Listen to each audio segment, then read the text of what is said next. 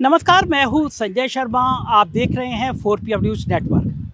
मैंने आज पहली बार सुप्रीम कोर्ट देखा। सुप्रीम कोर्ट की सुनवाई, कार्रवाई ये लगातार हम लोग बोलते रहते थे और जो भी महत्वपूर्ण फैसले होते थे तो उस पर विचार विमर्श करते थे। हाँ, मैंने सोचा नहीं था कि कभी मुझे सुप्रीम कोर्ट आना पड़ेगा और अपनी बात कहने के लिए, अपनी सुनवाई कहने के लिए सुप्रीम कोर्ट आना पड़ेगा। पूरी दुनिया के दर्शक जानते हैं कि 4PM को सरकार ने बिना कोई नोटिस लिए बंद कर दिया।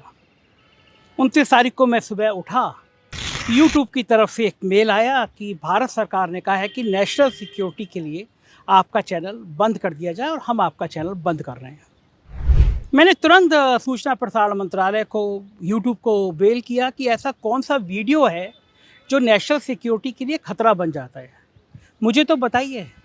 और इस देश के लिए मैं अपनी जान पल भर में भी दे सकता हूँ। देश सर्वोपरि है। मैं कोई वीडियो ऐसा नहीं बोल सकता जो देश के लिए खतरा हो, देश की सिक्योरिटी के लिए खतरा हो। लेकिन सवाल पूछना मेरा हक है, सवाल मैं पूछूंगा। तो मैंने उनसे पूछा कि ऐसा कौन सा वीडियो, और अच्छा है अगर आपको ऐसा वीडियो कोई दिखा तो आप पल भर में हमको मेल करते कि ये वीडियो ऐसा है जो देश की सिक्योरिटी के लिए खतरा है, इस वीडियो को हटा दीजिए। यकीन मानिए मैं एक सेकंड भी नहीं लेता, क्योंकि देश की सिक्योरिटी से कोई समझौता नहीं किया जा सकता।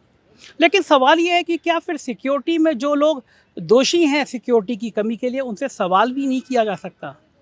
क्या ये पूछना गुनाह है कि पहलगांव में जो बेकसूर पर्यटक मारे गए, उनका दोषी कौन है?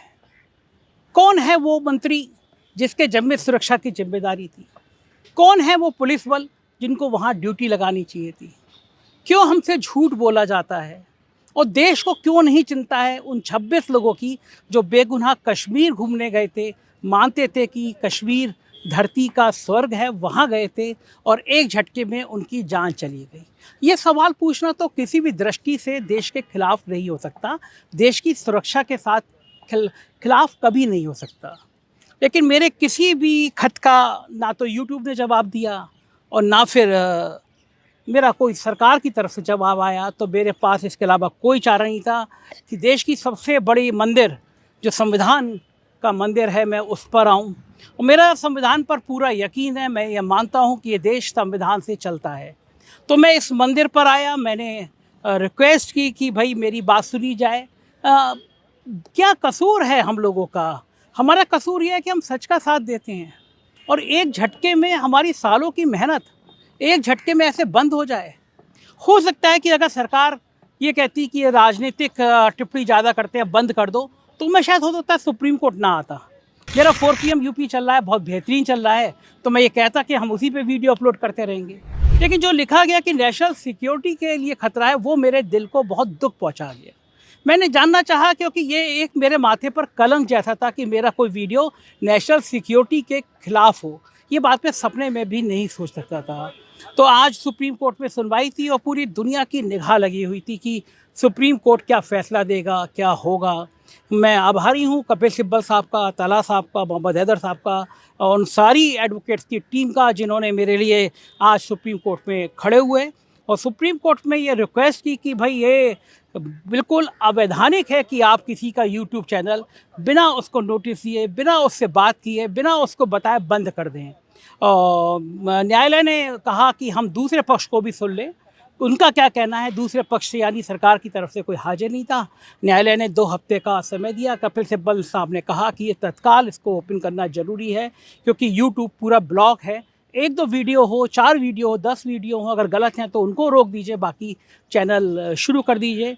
तो 2 हफ्ते की जगह अगले हफ्ते तक की सुनवाई का अदालत ने आदेश दे दिया। मुझे यकीन है कि संविधान सबसे ऊपर है, माननीय न्यायमूर्ति सबसे ऊपर है, वो मेरा दर्द समझेंगे। सरकार का पक्ष भी अगले हफ्ते आ जाएगा। अगले हफ्ते सुनवाई है और फिर ये तय हो जाएगा कि इस देश में, इस लोकतांत्रिक देश में आवाज़ें वैसे भी बहुत कम बची हैं। जो मीडिया का हाल है वो आप देख रहे हैं। सरकार से सवाल पूछना लोगों ने बंद कर दिया है। हमने पत्रकारिता की पढ़ाई की थी तो हमें सिखाया गया था कि जो सरकार बताती है वो विज्ञापन होता है और जो सरकार छुपाती है वो खबर होती है। हम इस देश के लोगों की आवाज़ बने हुए हैं। यही कारण था, सरकार को शायद यही तकलीफ़ होगी कि 1 साल से पॉलिटिकल कमेंटेटर में 4 PM नंबर 1 था। हर महीने औसत 15 करोड़ व्यू हमारे चैनल पर आ रहे थे। 74 लाख लगभग सब्सक्राइबर हो चुके थे। दुनिया के तमाम देशों में 4 PM को सराहा जा रहा था। पिछले दिनों दुबई में बड़े बड़े समारोह में, फिल्म फेस्टिवल में, मुशायरे में मुझे स्पेशल गेस्ट की तरह बुलाया गया। दुनिया भर के कई देशों में मुझे प्यार दिया गया। तो शायद यही वजह होगी, सरकार को लग रहा होगा कि एक इतना बड़ा चैनल हमसे सवाल क्यों पूछ रहा है, हमारी सुर में सुर क्यों नहीं मिला रहा है। और हमारी मजबूरी थी कि अगर हम सरकार से सवाल नहीं पूछेंगे तो इस देश को, लोकतंत्र को कौन बचाएगा। लोकतंत्र तभी मजबूत होता है जब सरकारों से सवाल किए जाते हैं, सरकार को कटघरे में खड़ा किया जाता है। मुझे खुशी है और मैंने एक ट्वीट भी किया, पता नहीं करना चाहिए था या नहीं करना चाहिए था। मैंने उसमें कहा कि प्रधानमंत्री जी, हम हर साल 10-15 लाख रुपए आपको डोनेट कर देंगे, आप हर साल हमारा चैनल ब्लॉक कर दीजिए, क्योंकि इस चैनल के ब्लॉक होने के बाद देश के सबसे बड़े से बड़े यूट्यूबर ने वीडियो बनाया। सारी मैं पॉलिटिकल लोगों का धन्यवाद दूंगा, सोशल एक्टिविस्ट लोगों का धन्यवाद दूंगा जो इस लोकतंत्र की आवाज़ में हमारे साथ खड़े हुए। और मुझे पूरा यकीन था सुप्रीम कोर्ट का कि चाहे कुछ भी मेरे साथ गलत हो, लेकिन यह न्यायालय का वो मंदिर है जो मेरे साथ गलत नहीं होने देगा। तो आज जब सरकार को नोटिस जारी हुए तो मेरे मन में फिर ये उम्मीदें जागृत हुई। तो मुझे यकीन हुआ कि हर हालत पे हमको न्याय मिलेगा, हर हालत में हमारी कोशिशों को कामयाबी होगी। तब तक आप 4 PM न्यूज़ नेशनल चैनल बंद है, तब तक आप 4 PM यूपी देखते रहिएगा और इस तरह प्यार बनाए रखिएगा, क्योंकि इस दौर में बहुत सारी आवाज़ें हैं जो हमारे साथ खड़ी हुई हैं। बहुत सारे लोग हैं जो मुझे लगातार फ़ोन कर रहे हैं, मैसेज भेज रहे हैं, मेल कर रहे हैं। ये वो लोग हैं जिनकी ताकत से मैं यहाँ खड़ा हूँ। ये वो लोग हैं जो मेरी आवाज़ में आवाज़ मिला रहे हैं।